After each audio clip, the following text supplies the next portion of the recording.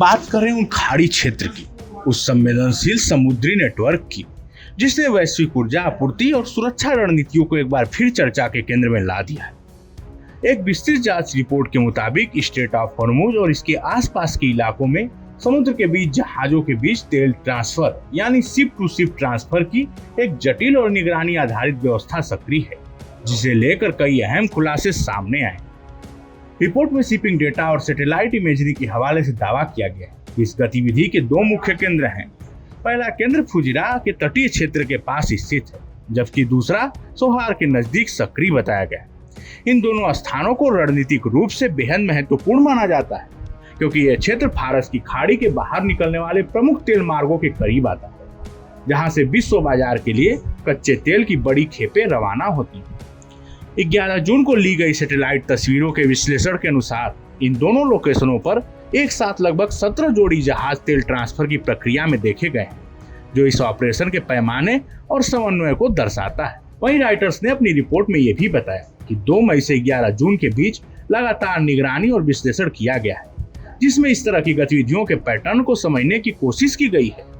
इस पूरे ऑपरेशन को लेकर सबसे संवेदनशील दावा यह किया गया है कि 9 जून को कथित रूप से एक अपाचे हेलीकॉप्टर, जिसे ईरान द्वारा मार गिराए जाने की बात सामने आई है, वो भी इसी मिशन में किसी न किसी रूप से जुड़ा हो सकता है।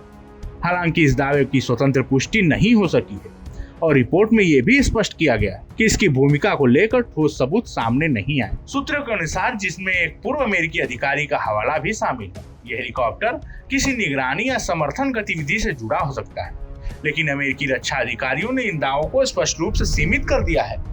उनका कहना है कि किसी भी सेंट्रल कमांड फोर्स द्वारा किसी भी offshore ship to ship transfer operation में प्रत्यक्ष भागीदारी नहीं की जा रही है। साथ ही उन्होंने ये भी बताया कि घटना के बाद हेलीकॉप्टर के दोनों क्रू मेंबर्स को एक ड्रोन बोट की सहायता से सुरक्षित निकाल लिया गया था, जिससे यह संकेत मिलता है कि क्षेत्र में बचाव और निगरानी क्षमताएं सक्रिय रूप से काम कर रही हैं।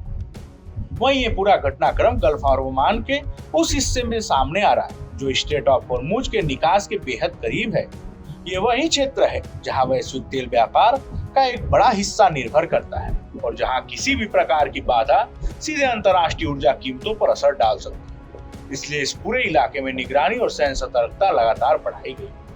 वहीं इस रिपोर्ट में यह भी कहा गया कि हाल के वर्षों में ईरान ने इस समुद्री क्षेत्र पर अपनी रणनीतिक पकड़ मजबूत करने के लिए कई कदम उठाए और एक नई स्टेट अथॉरिटी जैसे ढांचे के जरिए नियंत्रण और निगरानी की कोशिशें बढ़ी हैं।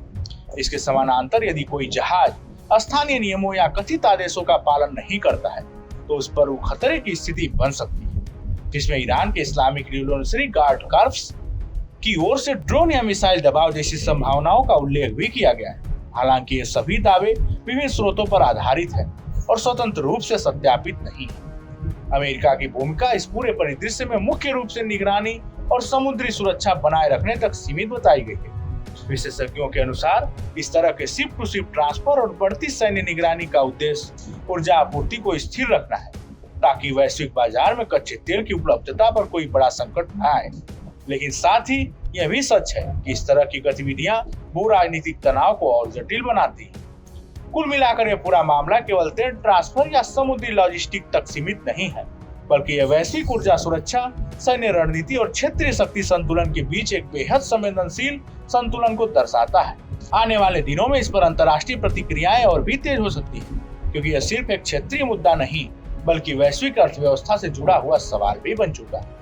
इस जानकारी में फिलहाल इतना ही। ऐसे ही तमाम खबरों के लिए देखते रहिए भारत एक्सप्रेस।